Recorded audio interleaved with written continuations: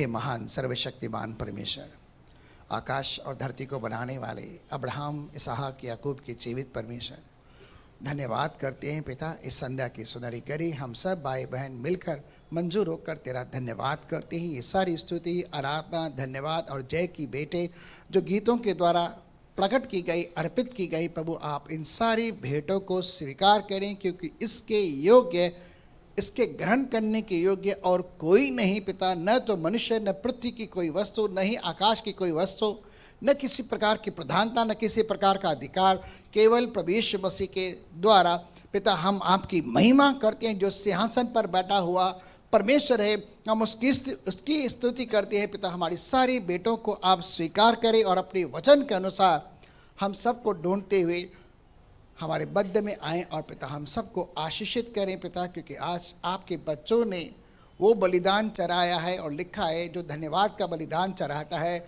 वह तेरी महिमा करता है, और जो अपना चरित्र उत्तम रखता है तो उसे अपनी की हुई उद्धार का दर्शन देता है। तो पिता होने दे, तेरी आशीष आ तेरे बच्चों पर आए, और जो कुछ भी तेरे द्वारा हम सब ने प्राप्त किया है उसका कुछ अंश दशमांश अर्पण और उठाने के बेटों को तेरे हम भवन में ले आए। हमारे इन बेटों को भी स्वीकार कर, जिन्होंने जो कुछ दिया है प्रभु हम दुआ करते हैं उनके जीवन में स्वर्ग के जड़ों के खुले और उन सब के ऊपर अपरंपार आशीष की बारिश जो मसीह यीशु में महिमा के दंड के अनुसार है आने पर, और हर एक के जीवन से हर तरह की कमी घटी, कर्ज मर्ज, ब्याज बट्टा बारा, सब जहाँ दवाई गोली टेस्ट रिपोर्ट के अंदर धन बर्बाद होता है वो सब दूर होने पाए। लेकिन दुआ करते हैं तू तेरे लोगों की टोकरी को, तेरे खत्तों को और प्रभु कठौतियों को तू आशीषित कर, भरपूर कर, और प्रभु हर एक को तू बहुतायत से स्वर्ग स्थानों से हर एक आत्मिक आशीष प्रदान कर, और तेरी महिमा के लिए सबके ऊपर तेरा विशेष अनुग्रह होने दे। तेरे दास के ऊपर आशीषित कर प्रभु, तेरे नए अभिषेक और मस्जिद से भर प्रभु, ताकि आज कलीसिया के सुधार के लिए, कलीसिया के निखार के लिए इन दिनों के अंदर जबकि आना तेरा निकट है प्रभु यीशु बादलों पर, हम सब मेरे खुदा पवित्रता के अंदर, विश्वास में, धार्मिकता में, और मेरे खुदा हर बात के अंदर धार्मिक के फलों से प्रभु बढ़ते जाएं, और तेरी महिमा हमारे जीवन से हो। तेरा दास जब बातें करे तो आत्मा हम सब से बातें करे, और तेरी महिमा आज की सभा के द्वारा होने पाए। धन्यवाद करते हैं प्रभु, सारा आदर हम तुझे देते हैं प्रभु यीशु मसीह के सामर्थी नाम से। एक जोरदार ताली देंगे परमेश्वर की महिमा के लिए, और परमेश्वर के दास पास्टर सुहास गायकवाड़ जी का हम जोरदार तालियों से स्वागत करते हैं। पास्टर जी एक बार फिर आपका कलीसिया के अंदर बहुत बहुत स्वागत है।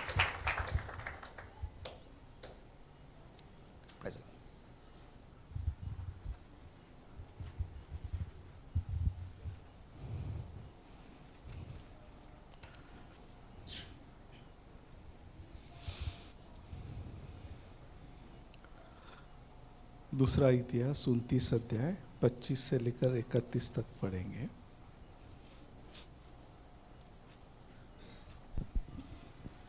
फिर उसने दाऊद और राजा के दशी गाद और नातान नबी की आज्ञा के अनुसार जो यहोवा की ओर से उसके नबियों के द्वारा आई थी, जांज, सारंगियाँ और वीराएँ लिए हुए लेवियों को यहोवा के भवन में खड़ा किया। तब लेवीय दाऊद के चलाए बाजे लिए हुए और याजक तुरैयाँ लिए हुए खड़े हुए। तब हिजकिय्याह ने वेदी पर होम बलि चढ़ाने की आज्ञा दी, और जब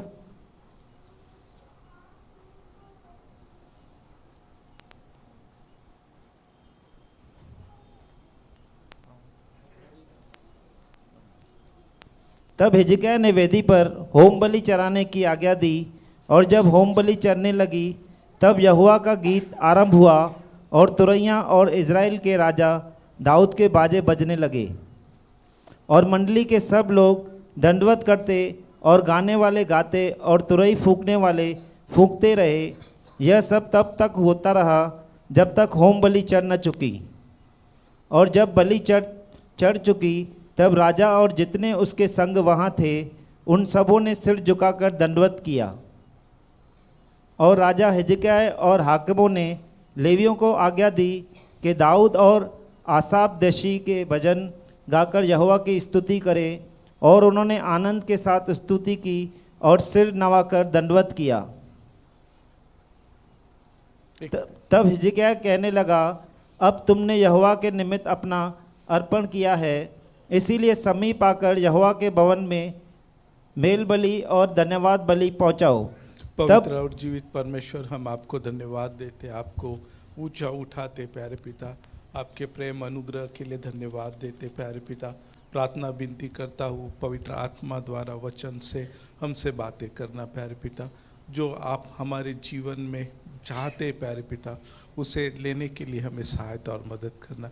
पवित्र आत्मा हर एक से बातें करना, मुझे सूले के पीछे छिपाओ प्यारे पिता, मैं घटूँ आप बड़े, ऐसा अनुग्रह करना। सारी महिमा आदर आपको देते हुए प्रार्थना पवित्र प्रभु यीशु के नाम में मांगते हैं, आमीन।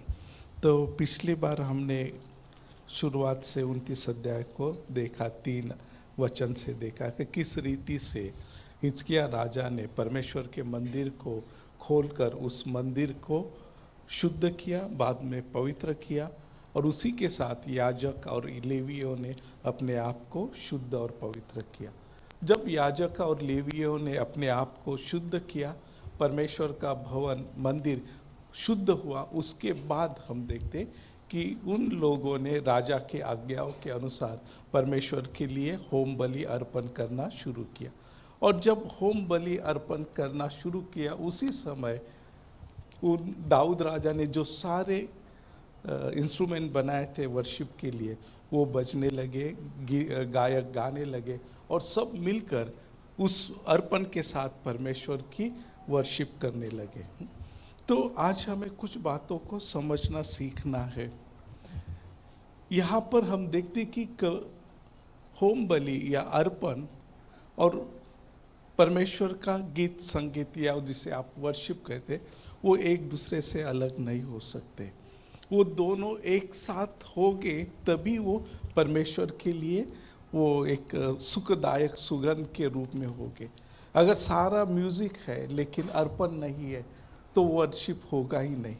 वर्शिप है लेकिन परमेश्वर की महिमा नहीं है तो भी, मतलब अर्पण है लेकिन परमेश्वर की महिमा गान नहीं है तो भी वो वर्शिप नहीं। तो दोनों को एक साथ मिलकर परमेश्वर को अर्पण किया जाता है, और ये बात हमें यहाँ देखने को मिलती है। आज हमें एक वचन की ओर थोड़ा ज़्यादा ध्यान देना है। 31 वचन में लिखा है, तब हिजकिय्याह कहने लगा, अब तुमने यहोवा के निमित्त अपना अर्पण किया है, इसलिए समीप आकर यहोवा के भवन में मेल बलि और धन्यवाद बलि पहुंचाओ। हिजकिय्याह राजा कहता कि अब तुमने क्या किया है? क्या किया है? हा? क्या अर्पण किया है? लिखा, क्या लिखा है? अपना अर्पण किया है ना। वो होम बलियों के बारे में बात नहीं कर रहा है ना। जो भी दोष बलि, पाप बलि जो भी उन्होंने दिया, वो कह रहा है कि तुमने क्या किया? अपना अर्पण किया। वो दार्शनिक रूप में जब भी होम बलि अर्पण किया है, पाप बलि अर्पण किया, वो उनके लिए दिया गया, और उन्होंने एक रूप से अपने आप को उस बलि के रूप में समर्पित किया, परमेश्वर को अपना अर्पण कर दिया। और इसलिए हिजकिय्याह कहता कि अब तुम क्या हो जाओ?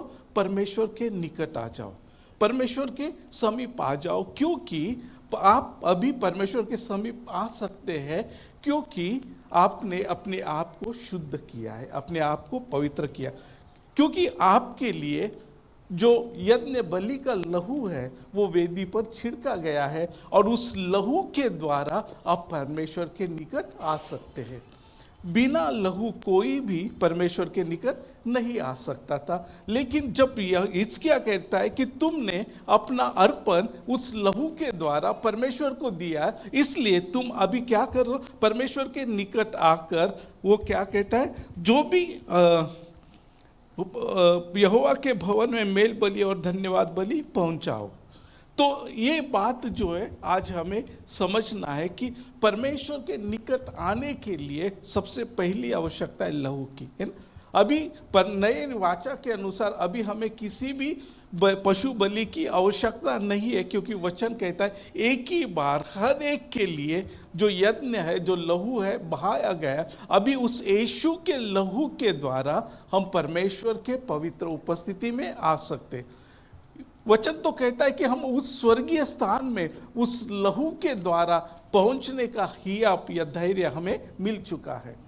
अभी इस बात को ध्यान में रखना है कि जब हम परमेश्वर के निकट आना चाहते हैं, उस हर समय हमें उस सूली को याद करने की आवश्यकता है, वो सूली के पास जाने की आवश्यकता है। बिना सूली के पास जाए आप परमेश्वर के निकट नहीं आ सकते।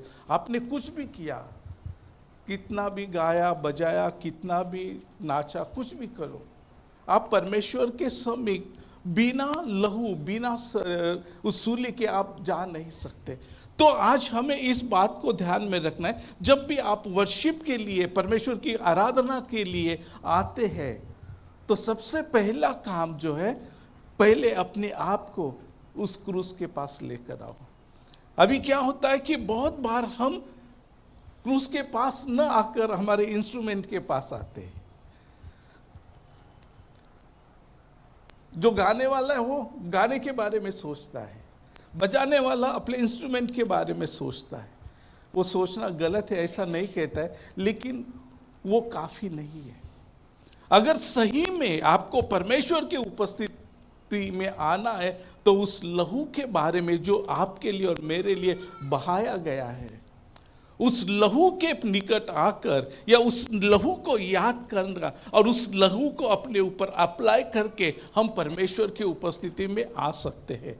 और अगर आज हर एक व्यक्ति जो परमेश्वर के निकट आना चाहता है, वो बिना क्रूस के कोई भी, इसलिए पौलुस कहता है कि मैंने तुम्हारे सामने, आंखों के सामने सूली पर टंगा हुआ मसीह को रखा है, लेकिन इतनी जल्दी तुम कैसे उससे फिर गए हैं।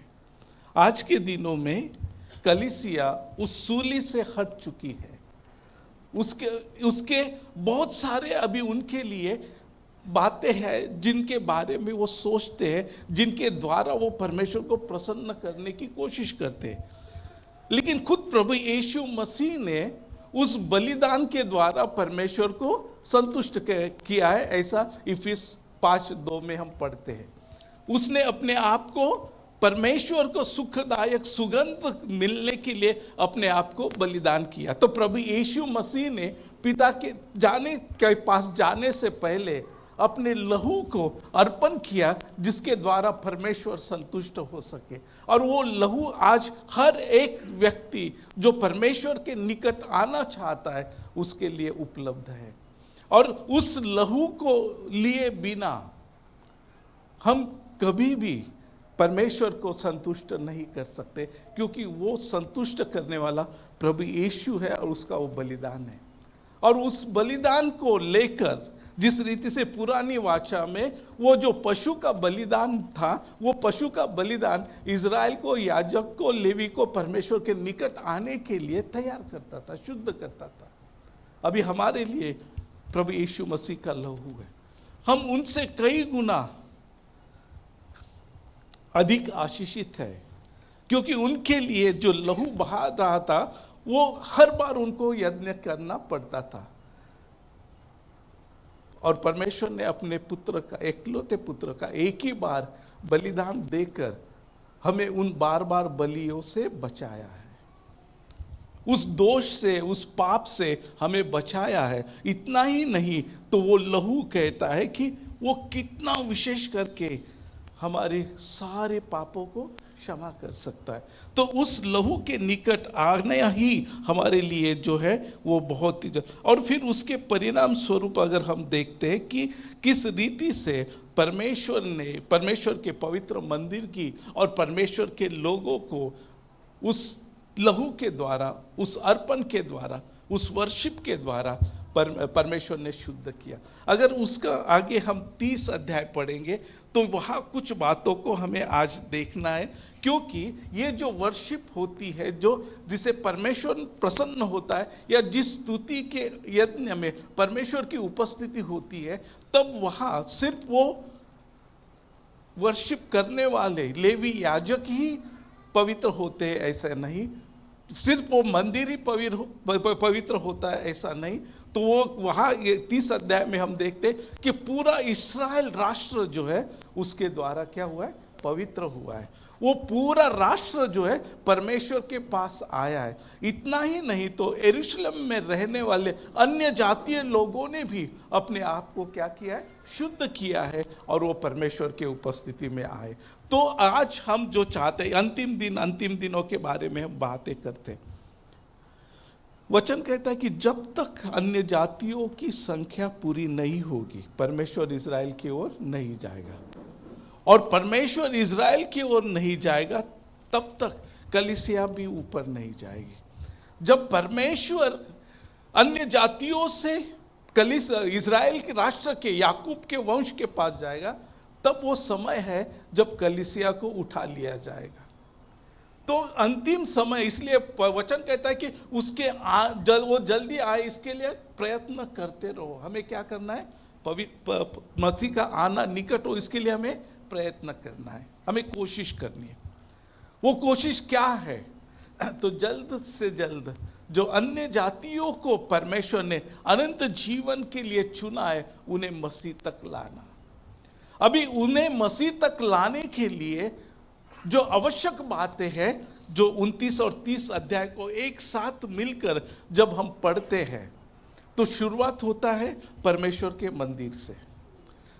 हिजकिय्याह का बाप आहाज ने परमेश्वर के मंदिर को अशुद्ध करके उसे बंद कर दिया था, और हिजकिय्याह राजा जैसा ही राजा बना, उसके पहले ही साल में परमेश्वर ने उसे प्रोत्साहित किया फिर एक बार परमेश्वर के मंदिर को खुलवा कर उसमें आराधना शुरू करने के लिए।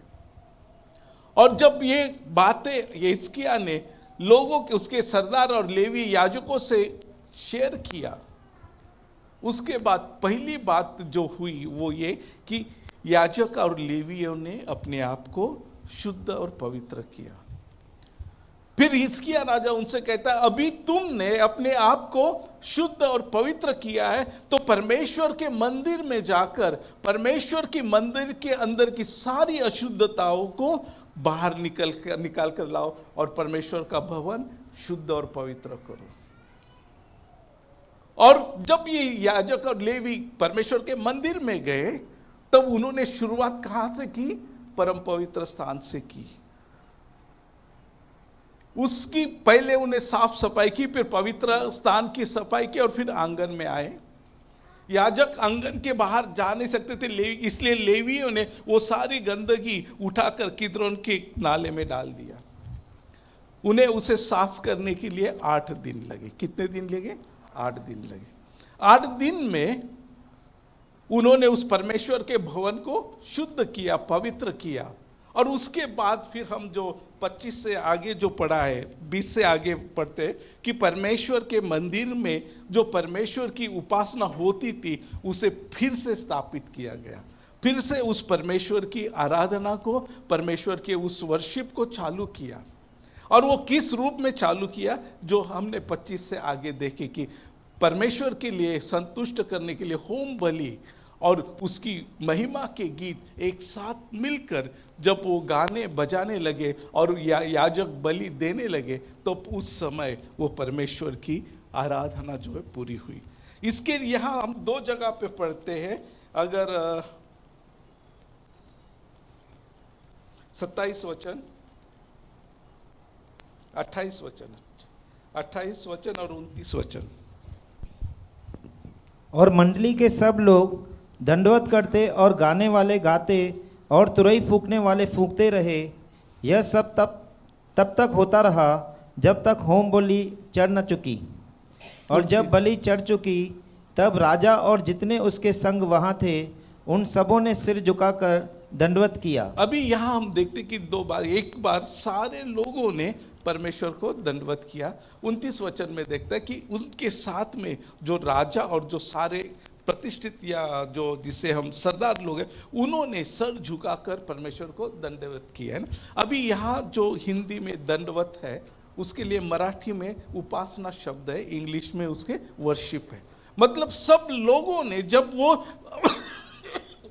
होम बलि अर्पण किया जा रहा था, गीत गाए जा रहे थे, सारे इंस्ट्रूमेंट बजाए जा रहे थे, उस समय वो सारे याजक या जो वर्शिप कर रहे वो नहीं, तो वहां उपस्थित हर एक व्यक्ति ने परमेश्वर की उपासना करना शुरू किया। ऐसा ही लिखा है ना 28 वचन में। और फिर 29 वचन में लिखा है कि राजा और उसके साथ जो थे उन्होंने भी सिर झुकाकर दंडवत किया, मतलब परमेश्वर की उपासना करने लगे। तो हमें एक बात ध्यान में रखना है कि अभी कलीसिया की जो स्थिति है ना, वो उसमें ऐसा लगता है कि डिपार्टमेंट बना दी है, कोई गाने वाला, कोई बजाने वाला, मतलब वर्शिप वाला टीम, वर्शिप का टीम, फिर दूसरी कोई सेवा करने वाली टीम, और कोई ऐसा टीम परमेश्वर के भवन में नहीं होता है ना? हाँ, कुछ चुने हुए लोग हैं, यहाँ भी है, गीत गाने वाले, सारंगी बजाने वाले, वीणा बजाने वाले, लेकिन वो जो बजा रहे हैं या गा रहे वही वर्शिपर है, ऐसा नहीं है। तो वहां उपस्थित रहने वाला हर एक व्यक्ति वर्शिपर है। इसलिए पूरी कलीसिया जो है वो परमेश्वर की वर्शिप टीम है। और जब तक कलीसिया को ये समझ कर वो उस रीति से परमेश्वर की उपासना नहीं करेंगे, तब तक कलीसिया कमजोर रहेगी। हमें चाहिए कलीसिया मजबूत, सामर्थ्य से भरे, आत्मा से भरे। कैसे भरेगी? क्योंकि उसे भरने वाला, उसको सामर्थ्य देने वाला कौन है? परमेश्वर है।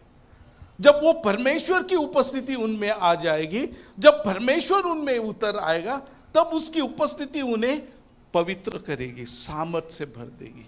जब पवित्र आत्मा मनुष्य पर उतर कर आया, तब वो सामर्थ्य से भर गया। ऐसा प्रेरित काम 1:8 में लिखा है। तो आज हमें किस बात की आवश्यकता है? क्योंकि जब ये होगा, जब सारे वहां के सारे लोग परमेश्वर की उपासना करने लगे, राजा सब परमेश्वर की उपासना करने लगे, उसके बाद हम देखते हैं कि किस रीति से परमेश्वर ने उनके लोगों के बीच में कार्य आरंभ किया। उसके बाद हम देखते हैं कि 35 वचन, 29 का 35।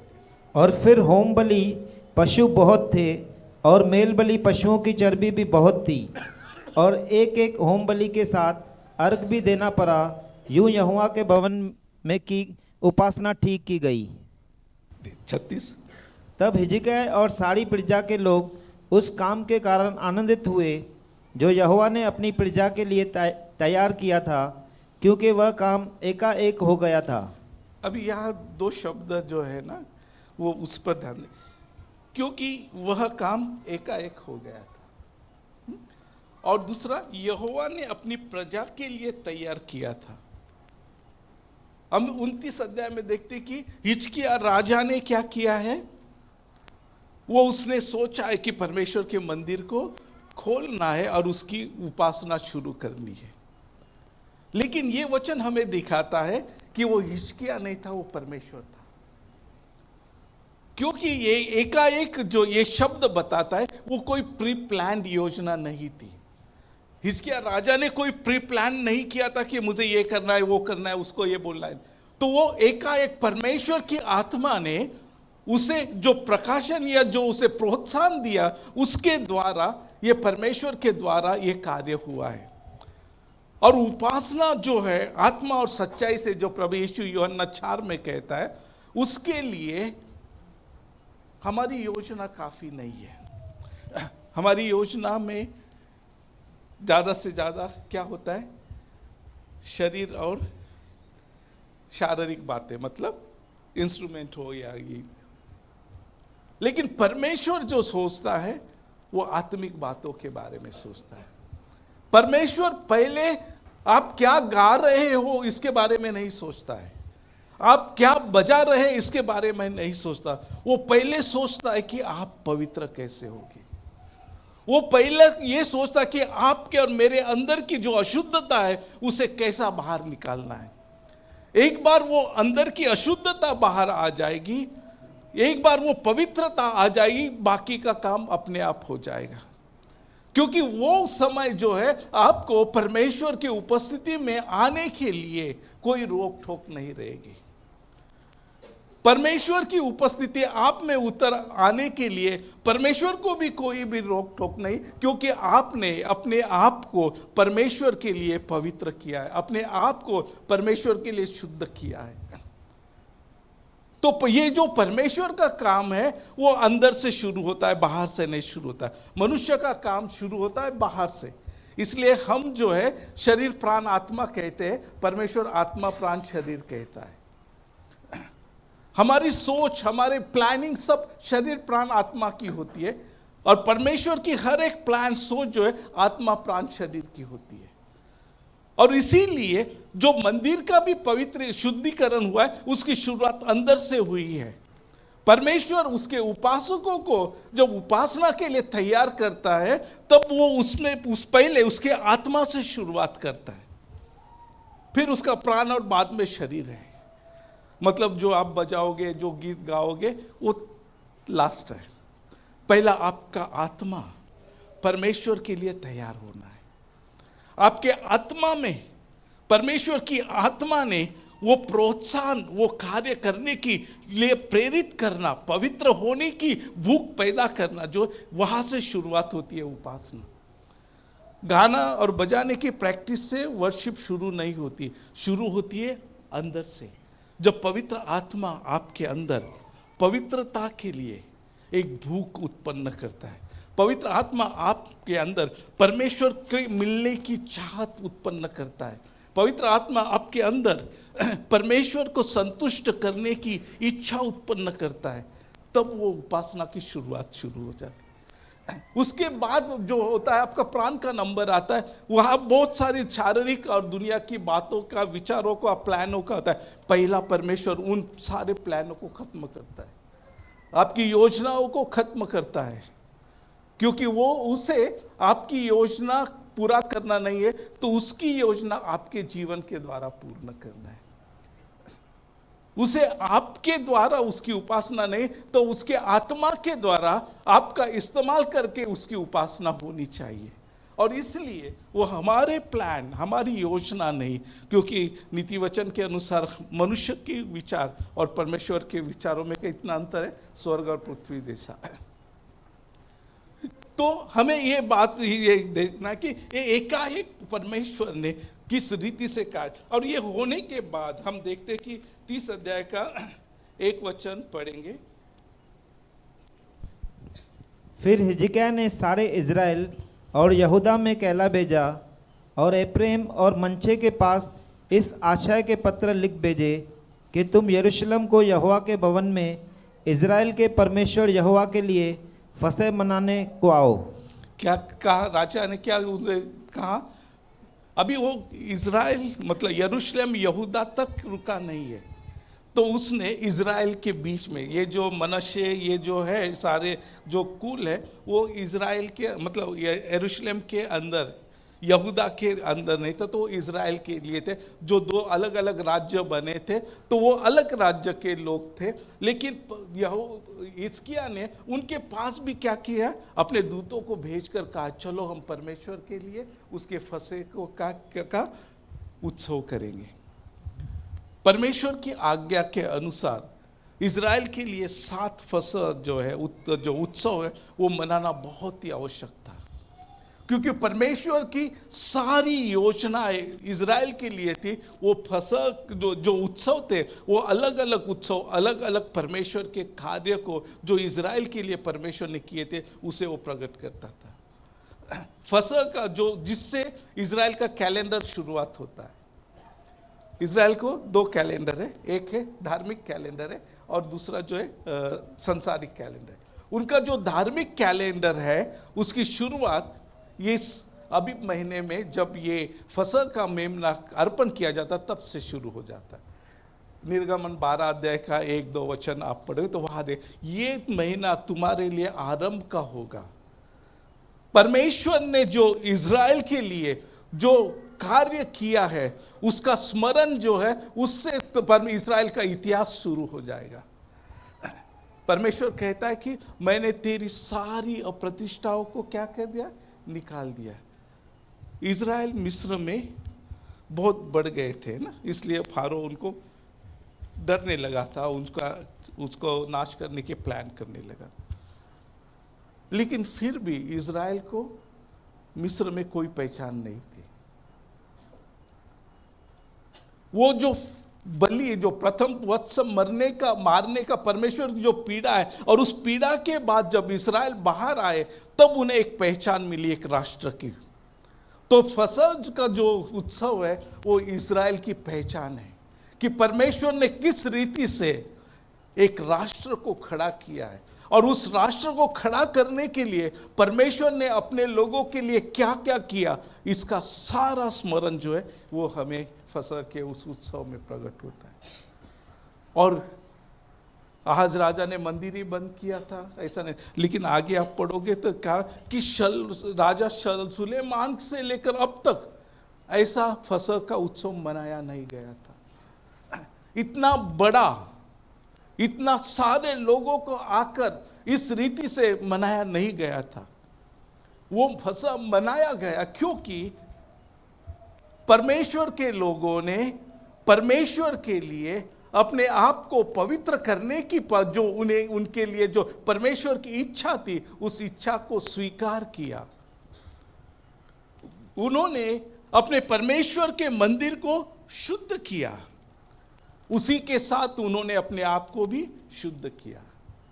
और जब उन्होंने परमेश्वर के भवन को और अपने आप को शुद्ध पवित्र किया, तब अगला स्टेप परमेश्वर ने इसके आखिर हृदय में डाला है, चलो अभी हम उस फसह के उत्सव में जाएंगे, हम उस स्वतंत्रता के उत्सव में जाएंगे, उस पहचान के उत्सव में जाएंगे।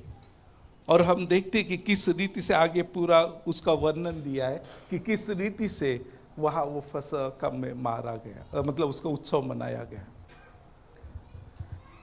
अभी हम चाहते हैं कि प्रभु जल्दी आए। हम चाहते, अभी जब भी जो बातें हम सुनते, विरोध की बातें सुनते हैं, दुख होता है, कभी कभी डर भी लगता है। लेकिन ये दुख और डर को खत्म करने के लिए हमें मोर्चा निकालने की जरूरत नहीं है, या कोई लाठी लेकर बाहर खड़े रहने की जरूरत नहीं। जरूरत है अपने आप को पवित्र करने की। किस बात की जरूरत है? अपने आप को शुद्ध करने और परमेश्वर के भवन को भी शुद्ध करने की। अभी उस समय आहाज राजा ने सारी मूर्तियां, सारी अशुद्धताएं जो थी वो भवन में लाई थी, व्यवस्था के अनुसार वो अपवित्र हो गया था। आज का परमेश्वर का भवन कौन है? कलीसिया है ना। इसलिए 1 कोरिन्थियों 3:16 में लिखा तुम परमेश्वर का मंदिर हो, है ना। 2 कोरिन्थियों 6:16 में लिखा है तुम परमेश्वर का मंदिर हो। 1 पतरस 2 में लिखा है तुम परमेश्वर का मंदिर हो, जीवते पत्थर के नाई परमेश्वर के लिए बनाया गया, और उस मंदिर में आप मंदिर भी हो और याजक भी हो। वहां जो था मंदिर अलग था और याजक अलग थे। इसलिए याजकों को पहले अपने आप को पवित्र करना पड़ा, बाद में भवन को पवित्र करना पड़ा।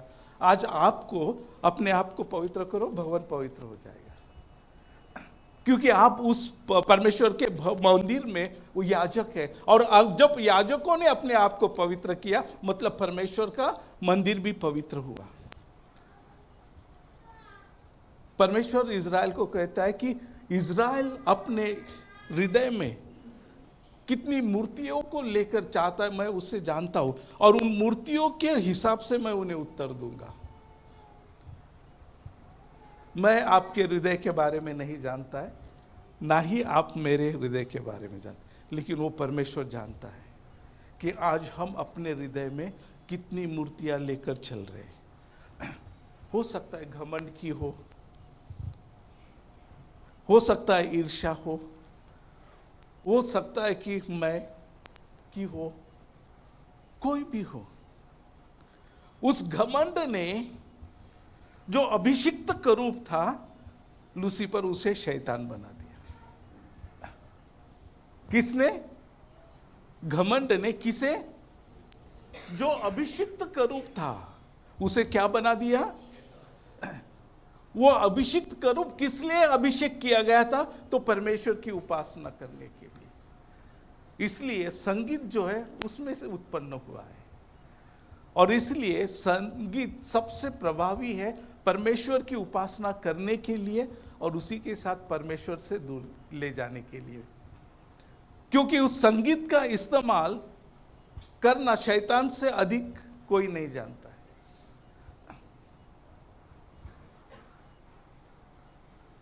तो आज हमें इस बात को समझना है, संगीत का इस्तेमाल करने से पहले अपने आप को तैयार करो। क्या मैंने कहा? वो संगीत का इस्तेमाल करने से पहले क्या करो? अपने आप को पवित्र करो। जब आप अपने आप को पवित्र करोगे तो गिरने के चांसेस कम होंगे। जब अपने आप को शुद्ध करोगे, शैतान आप पर अधिकार नहीं कर सकता है। इसलिए जो खास करके जो भी परमेश्वर की उपस्थिति में आना चाहता है, लेवी 10 के अनुसार वो जाने कि वो पवित्र परमेश्वर है। परमेश्वर कहता है कि जो भी मेरे निकट आना चाहता है वो अपने आप को पवित्र करे। वर्शिपर वो है जो परमेश्वर के निकट आना चाहता है, परमेश्वर के निकट रहना चाहता है। अगर वो चाहता है तो वो चाहत तब पूरी होगी जब हम अपने आप को क्या करेंगे? पवित्र करेंगे। और पवित्र करने के लिए आपको बहुत उपास करना है, ऐसा कुछ करना है नहीं। सिर्फ आकर प्रभु के चरणों में बैठना है। प्रभु जैसा मैं हूं वैसा तेरे पास आया। मैं जानता हूं मुझ में बहुत सारी कमियां है, घटिया है। हो सकता है कि यहाँ आने से पहले जब जॉब पर थे या मार्केट में थे, गलतियां हुई है प्रभु। उन सारी गलतियों के साथ मैं आया हूं, लेकिन प्रभु मैं वैसा नहीं रहना चाहता हूं। मैं शुद्ध होना चाहता हूं और इसलिए मैं उन सारी अपनी गलतियों को, पापों को मानता हूं और उससे छोड़ता हूं। मुझे क्षमा कर और तेरे पुत्र यीशु के लहू से मुझे शुद्ध कर। लहू को ना भूलना। ये समर्पण जो है वो आपको पवित्र करेगा। आपका टैलेंट जो है, आपका गीत जो है, आपका संगीत जो है, वो आपको पवित्र नहीं करेगा, ना ही परमेश्वर को संतुष्ट करेगा। लेकिन जब मसीह के लहू में होकर आप परमेश्वर के निकट आओगे तो परमेश्वर भी संतुष्ट होगा और आप शुद्ध भी हो जाओगे। और जब आप शुद्ध होगे तो इसका मतलब परमेश्वर का भवन भी क्या हो जाएगा? शुद्ध होगा। हमें इस बात को समझने की बहुत आवश्यकता है। हम देखते कि इस 30 अध्याय में हम अगर देखें, उसका 3 वचन में हम देखते, वे उसे उस समय इस कारण न मना सकते थे क्योंकि थोड़े ही याजकों ने अपने अपने को पवित्र किया था और प्रजा के लोग यरूशलेम में इकट्ठे न हुए थे। आगे, और यह बात राजा और सारी मंडली को अच्छी लगी। तब उन्होंने यह ठहरा दिया कि बेर्शेबा से लेकर दान के सारे इजरायलियों में यह प्रचार किया जाए कि यरूशलेम में इजराइल के परमेश्वर यहोवा के लिए फसह मनाने को चले आओ, क्योंकि उन्होंने इतनी बड़ी संख्या में उसको इस प्रकार न मनाया था जैसा कि लिखा है। परमेश्वर की व्यवस्था के अनुसार फसह जो है अभी महीने के 14वें दिन में होता है ना, लेकिन वो समय जो है उनसे मिस हो गया। इसलिए फिर उन्होंने दूसरे महीने में 14 दिन में फसह का उत्सव मनाने का प्लान किया और ये बात राजा और सबको अच्छी लगी। और उस समय का इस्तेमाल उन्होंने क्या किया है, तो उन्होंने पूरे इज़राइल में, मतलब यहूदा से बाहर निकाल कर इज़राइल, दान से, बेर्शेबा से लेकर दान तक जो इस्राएली लोग रहते थे उनके बीच में उन्होंने क्या किया है? लोगों को भेजा है। और लोगों का काम क्या है? सिर्फ इतना बताना है कि हमें इज़राइल के परमेश्वर की उपासना करने के लिए, फसह का उत्सव मनाने के लिए यरूशलेम में जाना है। हिजकिय्याह राजा ने ये नहीं सोचा, क्योंकि यहूदा और इज़राइल में बहुत दुश्मनी थी, बहुत युद्ध होता था, है ना। उन्होंने ये हिजकिय्याह ने या उन लोगों ने नहीं सोचा अरे वो तो हमारा शत्रु राष्ट्र है, हमसे अलग हो गया, उसने हमारे साथ विश्वासघात किया, ये किया। नहीं, हम सब कौन है? इज़राइल है। वो सबका इज़राइल का परमेश्वर है और इसलिए हम सब मिलकर वो परमेश्वर की उपासना करें। अभी कलीसिया में क्या होता है? वो है तो मैं नहीं, मैं है तो वो नहीं। अभी हम में तो कोई शत्रु नहीं है ऐसे हम कहते हैं, उनमें तो था, शत्रुत्व था, एक दूसरे के साथ वो युद्ध लड़ते थे, एक दूसरे को खत्म करने के लिए वो अपनी जान लगाते थे। लेकिन जब वो उत्सव का, फसह का उत्सव का आ गया, उन्होंने वो सारी बैर को, सारी दुश्मनी को, सारे क्रोध को छोड़ दिया और उस परमेश्वर के प्रेम में एक होने की। आपको परमेश्वर का उत्सव मनाना है, परमेश्वर की आराधना करनी है, सारे घमंड, सारे बैर, उच्च नीच को छोड़ दो। जब तक वो बैर है, घमंड है, उच्च नीच है, मैं पास्टर हूं, मैं एल्डर हूं, मैं ये हूं, मैं वो हूं, कुछ भी नहीं है, सिर्फ वो है। और उसने जो दिया है उससे पर हम इतना घमंड करते हैं कि सोच के बाहर। फिर कभी कभी अलग अलग बड़ा बड़ा और उपाधियां लग जाती है। हम कभी भी ना भूलना, आपकी उपाधि को परमेश्वर नहीं देखता है। पास्टर है, बिशप है, प्रॉफिट है, वो आपके दिल को देखता है। वो नहीं देखता है कि आपके नाम के आगे लिखा है वर्शिप लीडर, वो देखता है आपके दिल में वो है या नहीं है, आपके दिल में उसके लिए जगह है या नहीं, ये देखता है। और जब तक कलीसिया उसके लिए अपने मनों को खोलकर शुद्ध नहीं करती है, वो परमेश्वर, आगे हम देखते 6 वचन पढ़ेंगे। क्योंकि उन्होंने इतनी बड़ी संख्या में उसको इस प्रकार न मनाया था जैसा कि लिखा है, इसीलिए हरकारे राजा और उसके हाकिमों से चिट्ठियां लेकर राजा की आज्ञा के अनुसार सारे इज़राइल और यहूदा में घूमे और यह कहते गए कि हे इज़राइलियों, इब्राहिम, इसहाक और इज़राइल के परमेश्वर यहोवा की ओर फिरो कि वह अश्शूर के राजाओं के हाथ से बचे हुए तुम लोगों की ओर फिरे। उन्होंने जाकर उस इस्राएल और यहूदा के सारे लोगों से कहा, क्या करें? अब्राहम, इसहाक और इस्राएल के परमेश्वर की ओर फिरो। अगर वो तुम फिरोगे तो जो ये अश्शूर का जो आपके सामने संकट आ गया, उसके हाथ से वो आपको छुड़ाएगा। उस समय का सबसे श्रेष्ठ सुसमाचार था ये। अगर आप परमेश्वर की ओर फिरोगे तो परमेश्वर आपकी ओर फिरेगा, और जब परमेश्वर आपकी ओर आ जाएगा तब अश्शूर का राजा आपका कुछ भी नहीं करेगा। अभी पूरी दुनिया में विरोध का भावना चालू है, हमारे भारत देश में चालू है। क्या करोगे आप?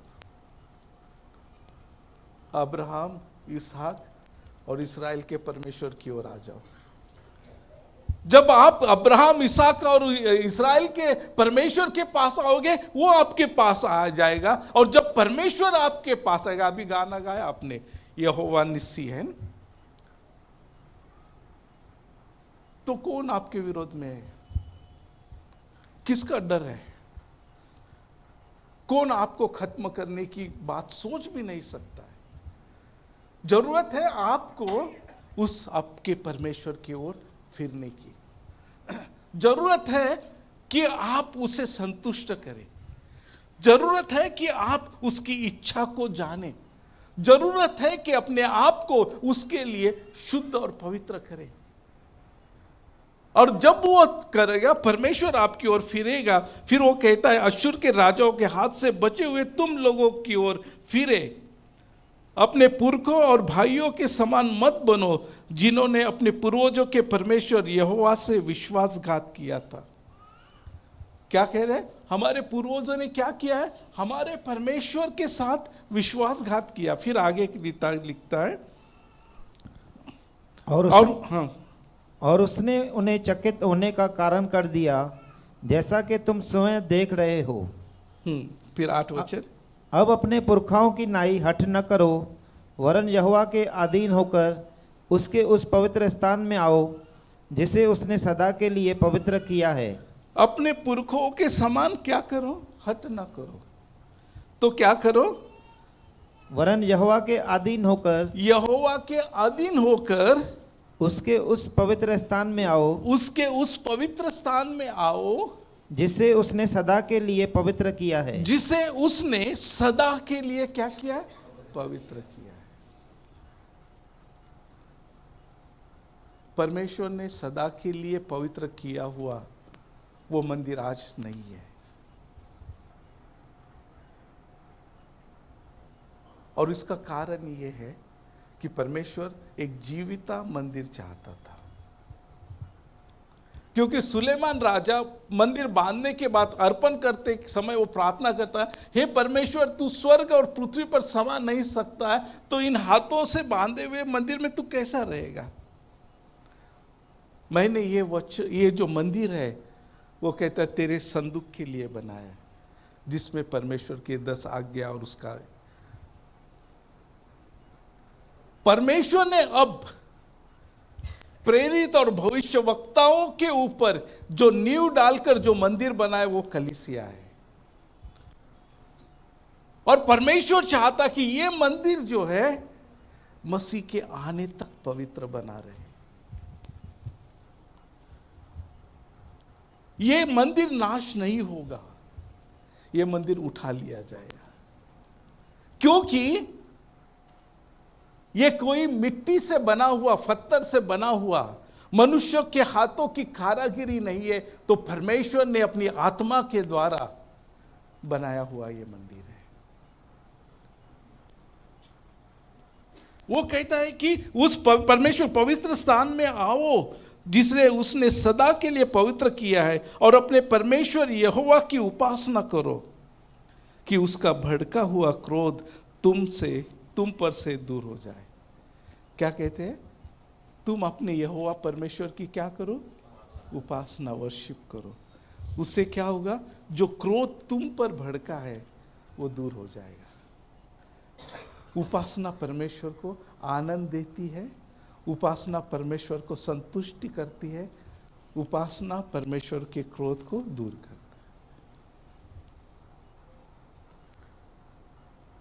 अगर उपासना इतना कुछ कर सकती है तो उपासना कैसी होगी? उस उपासना में क्या चाहिए? पावर चाहिए, वहां तक पहुंचने की उसमें ताकत चाहिए, स्वर्ग तक पहुंचने के लिए। और वो ताकत ड्रम से नहीं आएगी। ड्रम का इसलिए नाम लिया क्योंकि बहुत बड़ा आवाज आता है ना, जोर से आवाज किया, दिलीप ब्रदर ने फुल वॉल्यूम कर दिया, स्वर्ग जाएगा, ऐसा नहीं। अगर आप मुंह से एक शब्द भी नहीं बोलोगे तो भी वो आवाज स्वर्ग से जाता है, अगर वो आत्मा से निकली तो। अगर आपकी आत्मा से निकली हुई बात परमेश्वर तक आसानी से पहुंचती है, उसको कोई रोक नहीं सकता है। परमेश्वर को वो कहता है कि प्रसन्न करना, तो परमेश्वर का भड़का हुआ क्रोध तुमसे दूर हो जाए। यदि तुम यहोवा की ओर फिरोगे तो जो तुम्हारे भाई और बाल बच्चों को बंदी बना के ले गए हैं वे उन पर दया करेंगे और वे इस देश में लौट सकेंगे, क्योंकि तुम्हारा परमेश्वर यहोवा अनुग्रहकारी और दयालु है। आगे लिखा है, और यदि तुम उसकी ओर फिरोगे तो वह अपना मुंह तुमसे न मोड़ेगा। आज कलीसिया को सबसे बड़ी जरूरत है परमेश्वर की उपस्थिति की। हमें और बड़ी जगह, बड़ा साउंड सिस्टम की आवश्यकता नहीं, हमें परमेश्वर की अवस्था है कि वो परमेश्वर उसके पवित्र मंदिर में आकर वास करे। और वो परमेश्वर जब परमेश्वर के पवित्र मंदिर में आकर वास करेगा, उस मंदिर की ओर देखने की हिम्मत शैतान नहीं करेगा। मैं मनुष्य के बारे में बात नहीं करता हूं। शैतान में वो हिम्मत नहीं है कि जहां परमेश्वर उपस्थित है उसके विरोध में खड़ा हो। अभी इलेक्शन चालू है, बहुत सारी बातें होती है ना।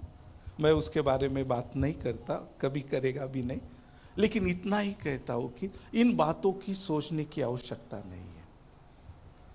सिर्फ अपने परमेश्वर की ओर फिरो, अपने परमेश्वर की उपासना करो, अपने परमेश्वर को प्रसन्न करो, बस बाकी कुछ मत करो, बाकी वो करेगा। उसके नाम आपको मालूम है ना? यहोवा निसी, यहोवा ईरे, यहोवा राफा, यहोवा शालोम, सब मालूम है।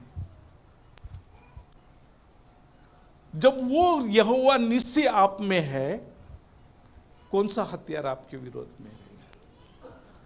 जब यहोवा शालोम आप में है, कौन आपको डराएगा? कौन आपकी शांति को छू सकता है? जब यहोवा ईरे आप में है, तो भेड़ों को भटकने की क्या आवश्यकता है? कुछ भी नहीं। उसे प्रसन्न करो, उसे ये लगना चाहिए ये मुझे रुकना है, इसमें मुझे बसना है, क्योंकि ये मेरा पवित्र मंदिर है। ये मेरे लोग हैं जिन्होंने अपने आप को क्या किया है? पवित्र किया है। ये लोग हैं जो आत्मा से मेरी उपासना कर रहे हैं। वो कोशिश कर रहे हैं मुझे प्रसन्न करने के लिए, वो कोशिश कर रहे हैं परमेश्वर से मिलने की। और जब वचन कहता है कि जो भी परमेश्वर को पूरे दिल से ढूंढेगा उसे वो पा लेगा। अगर जो परमेश्वर को पाएगा, आगे हम पढ़ेंगे, समय जाता है।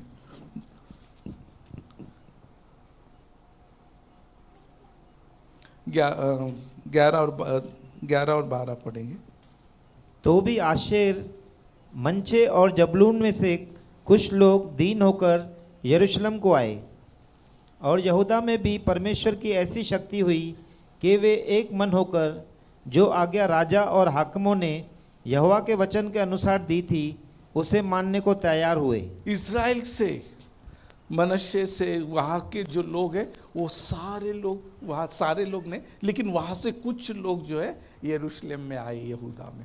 और यहाँ लिखा है कि परमेश्वर ने यहूदा के लोगों को ऐसी परमेश्वर की शक्ति हुई कि वे सब एक मन हो गए। उनके अंदर के सारे झगड़े, सारी ईर्ष्या, सारा घमंड चकनाचूर हो गया। वो सब एक मन हो गए। और उसने क्या किया? राजा और जो हकीम याजक है उनकी आज्ञा, परमेश्वर के वचन के संदर्भ में जो भी आज्ञा थे उसे मानने लगे। पहली बात, उन्होंने पवित्र किया, परमेश्वर के भवन को पवित्र किया, फिर परमेश्वर की उपासना करने लगे, और फिर उन्होंने अपने आप को परमेश्वर को समर्पित किया। परमेश्वर ने उनके अंदर अगला स्टेप जो है फसह के लिए उन्हें तैयार किया। और अभी सिर्फ यहूदा नहीं तो इस्राएल जो है आकर परमेश्वर की क्या करने लगा है? उपासना करने लगा है। फिर 13 वचन से हम देखते हैं कि इस प्रकार अधिक लोग यरूशलेम में इसीलिए इकट्ठे हुए कि दूसरे महीने में अख़मीरी रोटी का पर्व माने, और बहुत बड़ी सभा इकट्ठी हो गई। 14, और उन्होंने उठकर यरूशलेम की वेदियों और धूप जलाने के सब स्थानों को उठाकर किरदोन नाले में फेंक दिया। तब दूसरे महीने के 14वें दिन को उन्होंने फसह के पशु बलि किए। तब याजक और लेवीय लज्जित हुए और अपने को पवित्र करके होम बलियों को यहोवा के भवन में ले आए। अभी यहाँ एक बात ध्यान में रखना है, उन्होंने सिर्फ परमेश्वर के भवन को पवित्र नहीं किया, तो उन्होंने पूरे यरूशलेम को शुद्ध किया। वहाँ लिखा है 14 वचन, उन्होंने उठकर यरूशलेम की वेदियों और धूप जलाने के सब स्थानों को उठाकर किद्रोन नाले में फेंक दिया। इजराइल और यरूशलेम के गली गलियों में आहाज ने वेदियों को बनाया था मूर्तियों को अर्पण चढ़ाने के लिए, वहाँ वो मतलब धूप जलाने के लिए। ये जो सारे लोग परमेश्वर की ओर फिरे हैं, तब उन लोगों ने, याजक और लेवियों ने नहीं, तो जो इज़राइल से और यहूदा से जो आए हुए साधारण लोग हैं हमारे जैसे, उन लोगों में परमेश्वर की आत्मा ने जो पवित्रता की भूख पैदा की, उनके सामने जो भी अशुद्धता वहां आई, उन्होंने उसे उठाकर क्या कर दिया, बाहर फेंक दिया। और जब ये लोगों का काम देखा, तब याजक और लेवियों को शर्म आने लगी, जो हमारा काम था वो कोई और कर रहा है। फिर उन्होंने अपने आप को शुद्ध किया और वो परमेश्वर की भेंट को, बलियों को अर्पण करने लगे। फिर आगे हम देखेंगे, और वे अपने नियम के अनुसार अर्थात परमेश्वर के जन मूसा की व्यवस्था के अनुसार अपने अपने स्थान पर खड़े हुए, और याजकों ने रक्त को लेवियों के हाथों से लेकर छिड़क दिया। 17 और 18 वचन पढ़ना। क्योंकि सभा में बहुत ऐसे थे जिन्होंने अपने को पवित्र न किया था, इसीलिए सब अशुद्ध लोगों के फंसे के पशुओं को बलि करने का अधिकार लेवियों को दिया गया कि उनको यहोवा के लिए पवित्र करे।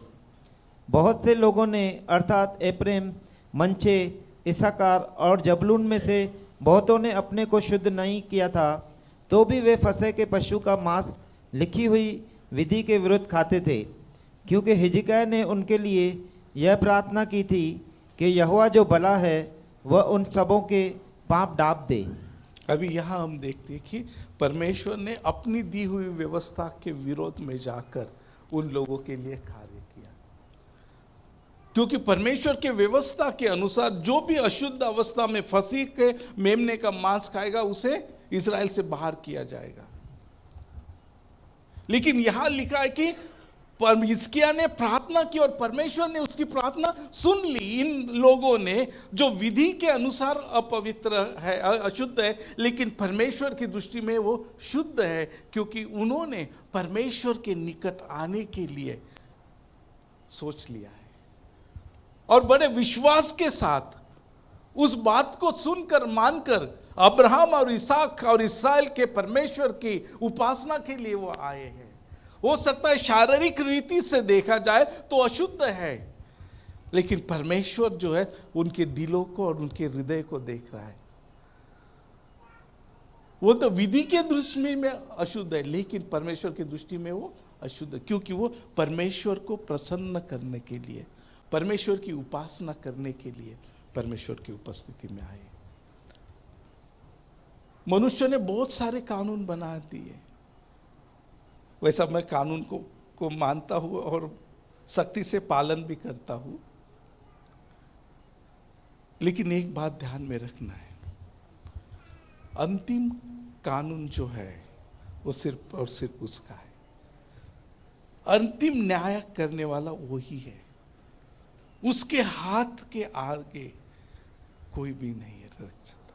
तो यहां हम देखते कि उस रीति से मना। फिर आगे और हम जाएंगे, जो परमेश्वर की अर्थात अपने पूर्वजों के परमेश्वर। ब्रदर वो मत पढ़ो, 21 और 22 पढ़ेंगे। और जो इजरायली यरूशलेम में उपस्थित थे वे 7 दिन तक अख़मीरी रोटी का पर्व बड़े आनंद से मनाते रहे, और प्रतिदिन लेवीय और याजक ऊंचे शब्द के बाजे यहोवा के लिए बजाकर यहोवा की स्तुति करते रहे। और जितने लेवीय यहोवा का भजन बुद्धिमानी के साथ करते थे, उनको हिजकिय्याह ने शांति के वचन कहे।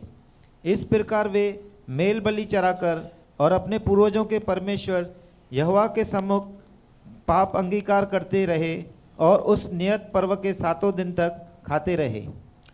क्या किया वो उन लोगों ने? परमेश्वर के लिए मेल बलि चढ़ाते गए, परमेश्वर की गीत गाते गए और पापांगीकार करते गए। हम शुद्ध हो गए हैं, हमने परमेश्वर को प्रसन्न किया है, अभी सब हो गया, ऐसा नहीं है। वो बार बार अपने आप को शुद्ध करने के लिए अपनी कमियों को, अपने पापों को क्या कर रहे थे? परमेश्वर के सामने रख रहे थे। अभी उसका परिणाम क्या हुआ है? 23 से आगे हम पढ़ेंगे। तब सारी सभा ने सम्मति की कि हम और 7 दिन पर्व मानेंगे। सो उन्होंने और 7 दिन आनंद से पर्व मनाया। 7 दिन का पर्व था। पहला दिन फसह का, दूसरा दिन अखमीरी रोटी का, और वो 7 दिन तक चलता था। उन्होंने वो 7 दिन पूरे किए, लेकिन अभी उनके अंदर जो परमेश्वर की उपस्थिति और संतुष्टि से वो संतुष्ट नहीं हो रहे। वो कह रहे और 7 दिन हम क्या करेंगे, उस परमेश्वर की उपस्थिति में उस परमेश्वर की उपासना करेंगे, उसके गीत गाएंगे, अपने पापों का अंगीकार करेंगे, परमेश्वर को बलि अर्पण कर देंगे। मतलब और परमेश्वर के लिए जितना अधिक आप परमेश्वर की उपासना वर्शिप करोगे, आप संतुष्ट नहीं होगे, आपकी भूख बढ़ेगी। जब शरीर से उपासना होगी आप थक जाओगे, जब आत्मा से होगी तो आपकी भूख बढ़ेगी। मुझे और करना है, मुझे और परमेश्वर के निकट आना है, मुझे और अपने आप को पवित्र करना है, मुझे और उस परमेश्वर की उपस्थिति में रहना है। दाऊद राजा होता, अगर मैं उसके मंदिर का खंबा बन जाऊं तो भी चलेगा, या द्वारपाल बन जाऊंगा तो भी अच्छा है। कहने का मतलब है, जब परमेश्वर को आप प्रसन्न करते, आपसे परमेश्वर प्रसन्न होता है, तो आपकी परमेश्वर के लिए जो भूख है वो बढ़ती है। उसके उपस्थिति के आनंद जो है आप में बढ़ते जाता है। और जब परमेश्वर आप में होता है तब आप दुनिया को, अपने आप को भूल जाते हैं। फिर आगे हम पढ़ेंगे, क्योंकि यहूदा के राजा, 1 मिनट बता, 25 वचन पढ़ेंगे। तब याजकों और लेवियों समेत यहूदा की सारी सभा और इज़राइल से आए हुओं की सभा और इज़राइल देश से आए हुए और यहूदा में रहने वाले परदेशी, इन सबों ने आनंद किया। क्या किन किनों ने आनंद किया? इज़राइल से आए हुए सारे लोगों ने आनंद किया। जो यहूदा में रहते थे यहूदी, उन्होंने भी आनंद किया। लेकिन जो खास बात है, उनमें जो परदेशीय रहते थे, जो अन्य जाति रहते थे, उन्होंने भी क्या किया है? आनंद किया है।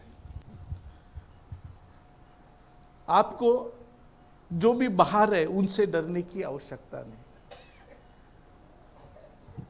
जब आप परमेश्वर को प्रसन्न करोगे और जो परमेश्वर की उपस्थिति आएगी, तब वो लोग उस परमेश्वर की उपस्थिति का आनंद लेंगे। अभी वो क्या हो रहा है कि हम में धर्म दिख रहा है, यीशु नहीं दिख रहा है। इसलिए क्या हो रहा है? धर्म परिवर्तन हो रहा है। लेकिन जब यीशु हम में दिखेगा तो परिवर्तन का अर्थ बदल जाता है। जब मुझ में से यीशु प्रकट होता है तो उन्हें वो व्यक्ति दिखता है जो बदलने वाला है। और जब यीशु को देखते तो हर एक को लगता है कि मुझे यीशु की जरूरत है। इस दुनिया में ऐसा कोई भी व्यक्ति नहीं है जो यीशु को देखकर कह सके इसकी मुझे जरूरत नहीं। आज वो कह रहे हैं क्योंकि उन्हें यीशु नहीं दिख रहा है, बाकी सब कुछ दिख रहा है। यहां वो परराष्ट्रीय जो है वो क्या करने लगे? आनंद करने लगे। और वो सब प्रकार, फिर 26 वचन में लिखा, इस प्रकार यरूशलेम में बड़ा आनंद हुआ। इस प्रकार, किस प्रकार? तो यहूदा, इस्राएल और अन्य जाति सब लोग उस आनंद में एक हो गए और उन सब का आनंद से यरूशलेम भर गया। और फिर आके लिखा है, इस प्रकार क्योंकि दाऊद के पुत्र इस्राएल के राजा सुलेमान के दिनों से ऐसी बात यरूशलेम में न हुई थी।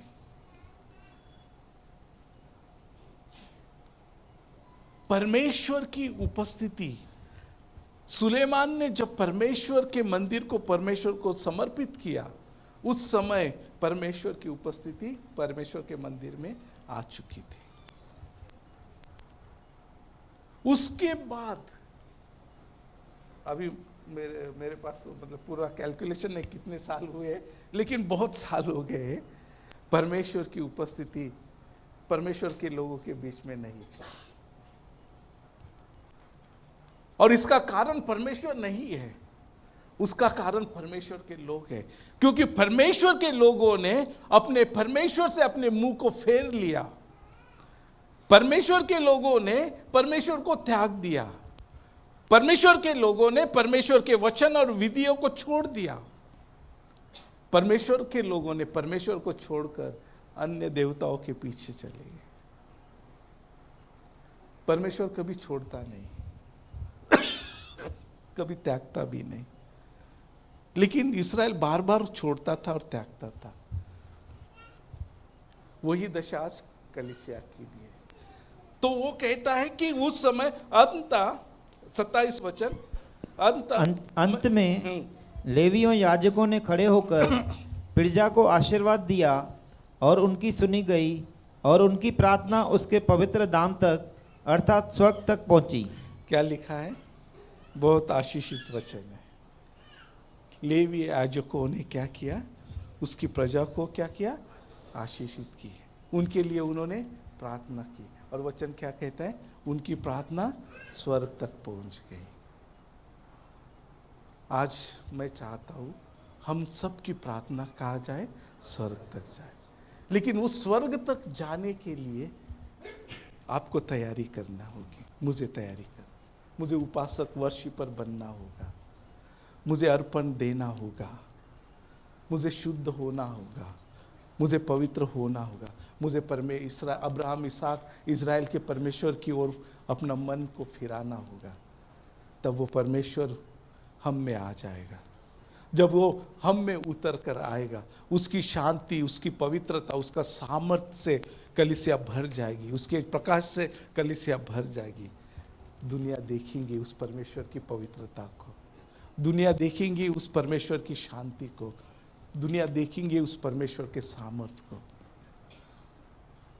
और वो सिर्फ और सिर्फ आपके और मेरे द्वारा ही होगा और किसी से नहीं होगा, है ना। आपके और मेरे द्वारा मतलब कलीसिया के द्वारा। हम कोई स्पेशल ऐसा नहीं, परमेश्वर की कलीसिया के द्वारा ही ये होगा और हम परमेश्वर की कलीसिया है। मेरी ये प्रार्थना है कि हम उस आने वाले रिवाइवल के लिए एक हिस्सा बन जाए। जब परमेश्वर की महिमा इस भारत देश में उतर आए, उसका हिस्सा हम होना चाहिए। पवित्र और जीवित परमेश्वर, हम आपको धन्यवाद देते, आपको ऊंचा उठाते। प्यारे पिता, आपके प्रेम अनुग्रह के लिए धन्यवाद देता हूँ। जो बातें वचन से आपने हमसे की उसके लिए धन्यवाद देता हूँ। प्रार्थना करता हूँ प्यारे पिता, आपका मंदिर और आपके याजक पवित्र हो, शुद्ध हो, ऐसा अनुग्रह करना प्यारे पिता।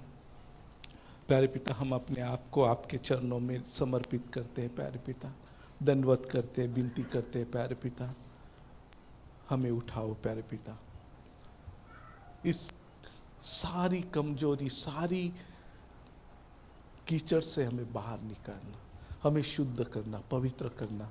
आपकी पवित्र उपस्थिति हम में आ जाए प्यारे पिता, जिसके द्वारा आपकी महिमा हो, हमारी प्रार्थना उस स्वर्ग तक आए जाए प्यारे पिता, हमारी उपासना उस स्वर्ग तक आए प्यारे पिता, जिससे आप प्रसन्न हो पाए। ऐसा अनुग्रह करना प्रार्थना करता हूँ। पास्टर, एल्डर्स, कलीसिया सबको इन अंतिम दिनों में इस्तेमाल करो आपकी महिमा के लिए, आपकी उपस्थिति के लिए।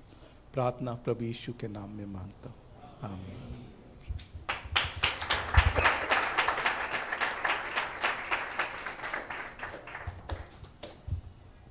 हालेलुया।